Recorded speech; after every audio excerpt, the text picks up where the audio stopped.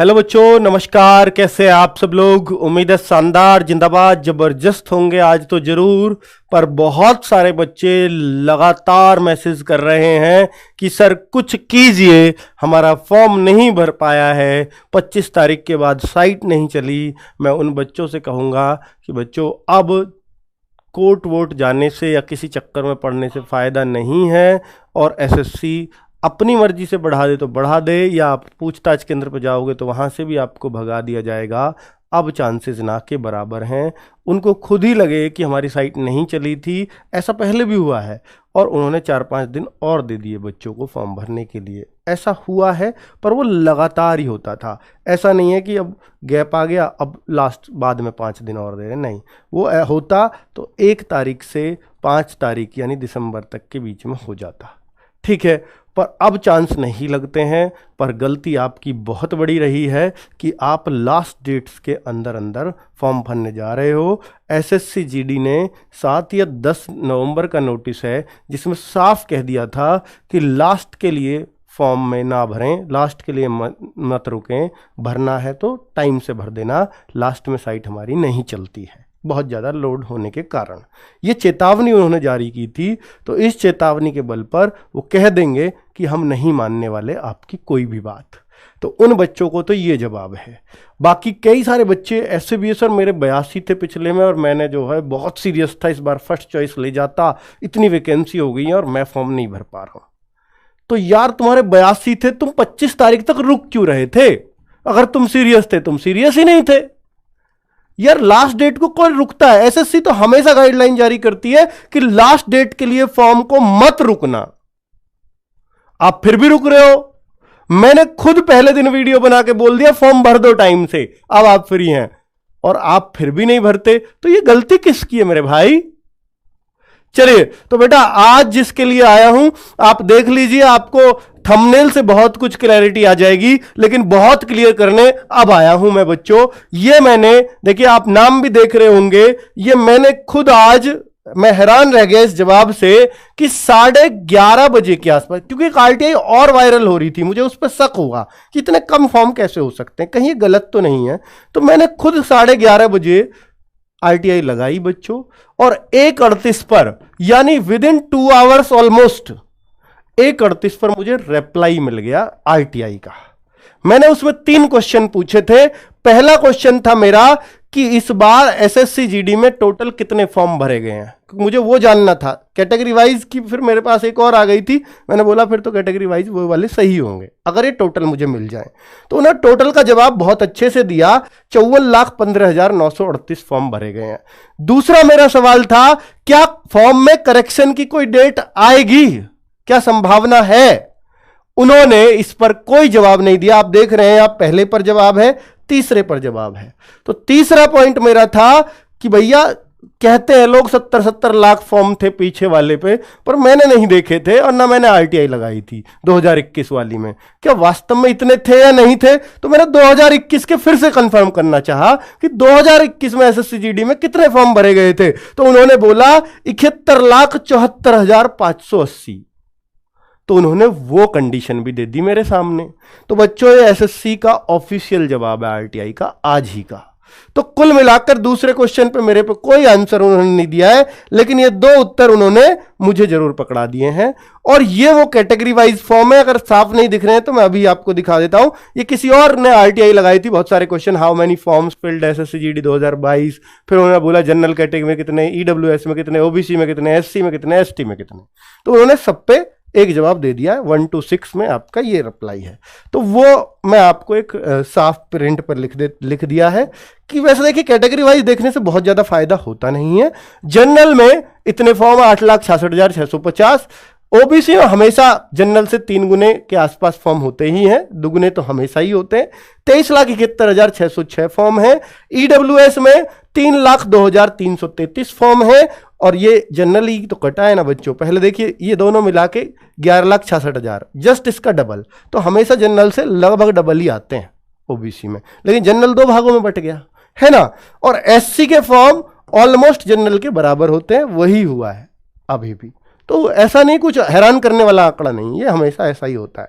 और एसटी के फॉर्म 6,80,175, ठीक है। और ये टोटल फॉर्म बन जाते हैं 54,15,938। अप्रोक्स वो इसलिए लिखता है कि भैया अभी देखिए, ये उस तरह का डेटा हम लोगों ने दिया है, उन्होंने ये बोला है कि ये उस तरह का डेटा दिया है जब हमने रिजेक्शन अभी किया नहीं है।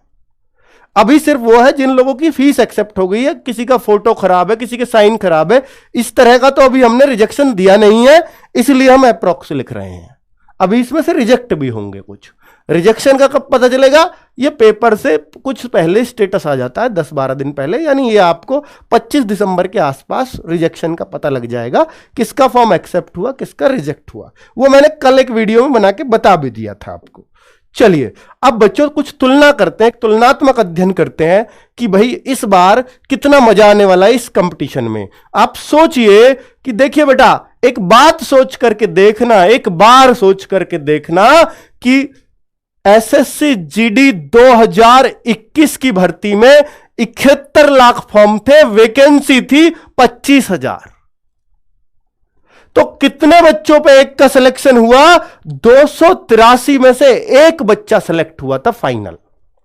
और फिजिकल के लिए कितने पे? अगर मैं फिजिकल को देखूं तो लगभग 12 गुना बच्चा बुलाए थे, लगभग 3 लाख बच्चे। और 3 लाख का अगर मैं इसमें भाग दूंगा तो 23 यानी 23.91 यानी 24 बच्चों में से जितने बच्चों ने एग्जाम दिया, हर 24 में से एक बच्चे का सिलेक्शन फिजिकल के लिए हो गया था।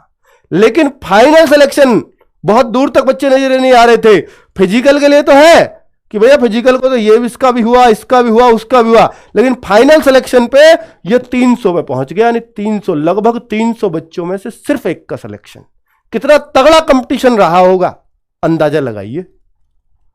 और इस बार कैसा है ये भाई? 54 लाख फॉर्म है, 54 लाख फॉर्म है, वैकेंसी पिछली से डबल है लगभग।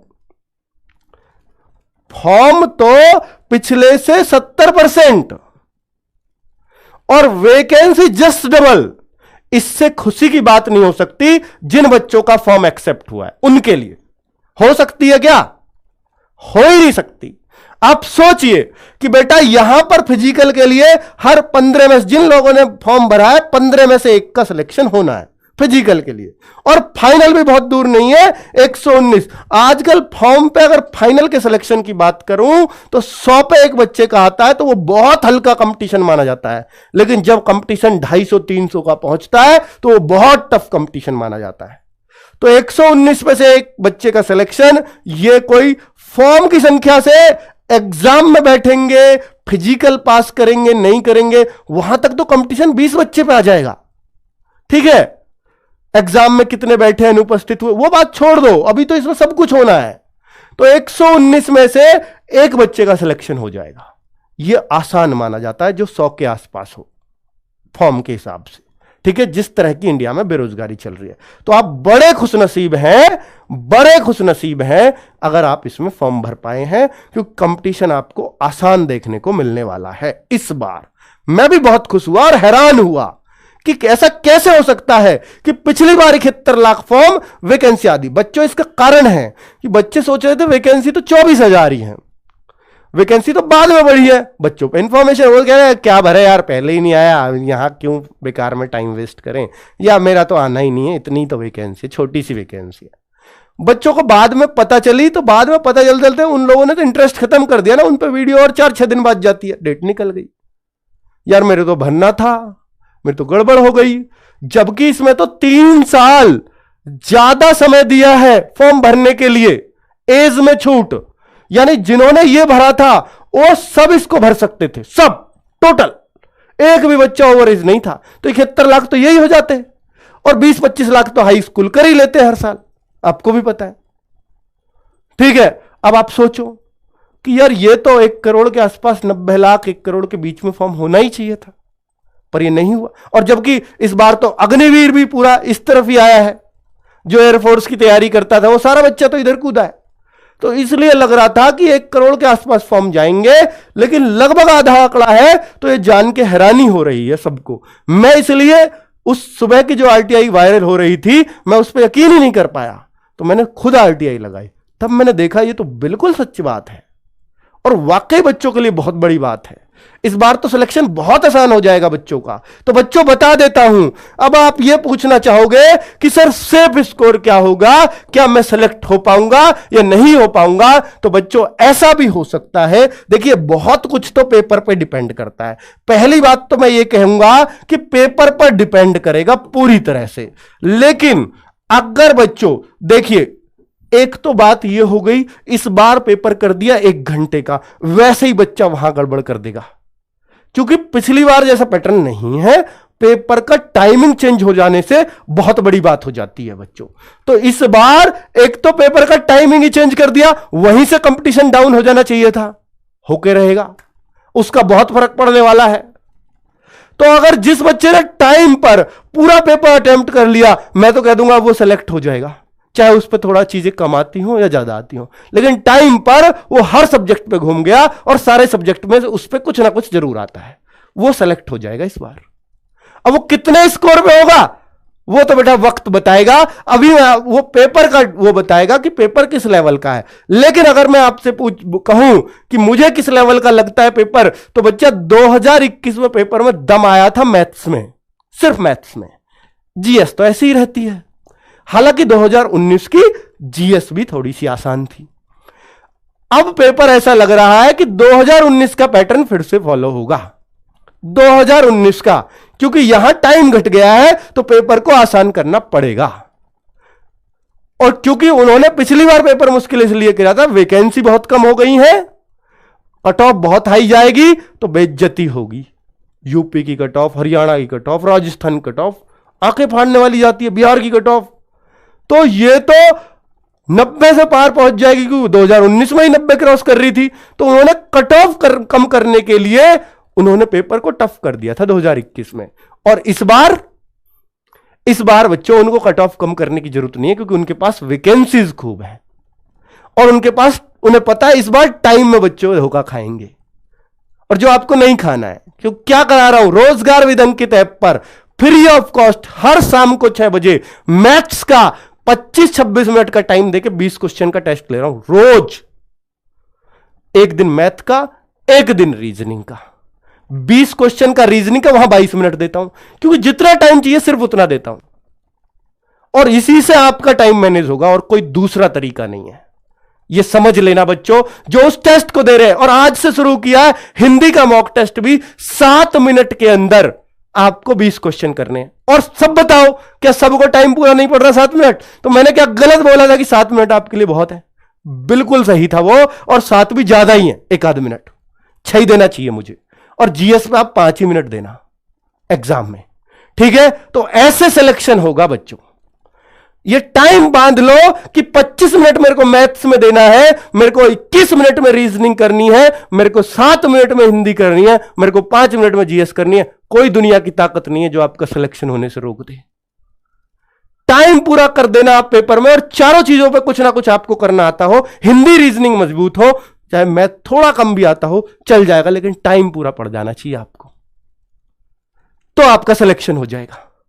ये फुल अनुभव बता रहा हूं आपको अपना, ठीक है? इस तरीके से ही सिलेक्शन होगा। और अगर आप मुझसे पूछना ही चाहो कि सेफ स्कोर, बेटा देखिए 2 तरह की बातें हैं। अगर पेपर आया 2021 के जैसा, अगर पेपर आया 2019 के जैसा।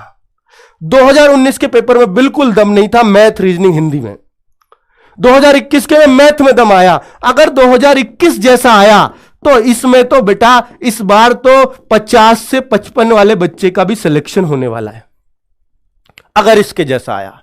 और अगर पेपर आसान आया तो आप ये मान लीजिए फिर आपको ये 55 से 60 के बीच में आपका स्कोर करना पड़ेगा, ठीक है?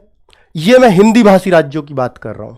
और बाकी जो राज्य है अदर स्टेट, जैसे असम, जैसे महाराष्ट्र, जैसे और नॉर्थ ईस्टर्न के राज्य, वेस्ट बंगाल वगैरह, तो वहां का अंदाजा लगाना मुश्किल है। हो सकता है वो 40 पे भी सिलेक्शन ले जाए, हो सकता है वो 35 पे भी सिलेक्शन ले जाए, ठीक है?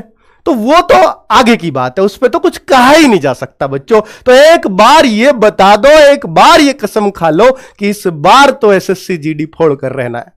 अगर इस बार भी नहीं फोड़ पाए तो लानत है हम पे कि यार लोग 25,000 में इतने सारे लोगों ने सिलेक्शन लिया। अरे 25,000 में तो लिया ही, तो यार तुम इतने पे भी नहीं ले सकते, ये तो फिर आप कुछ भी नहीं कर पाओगे।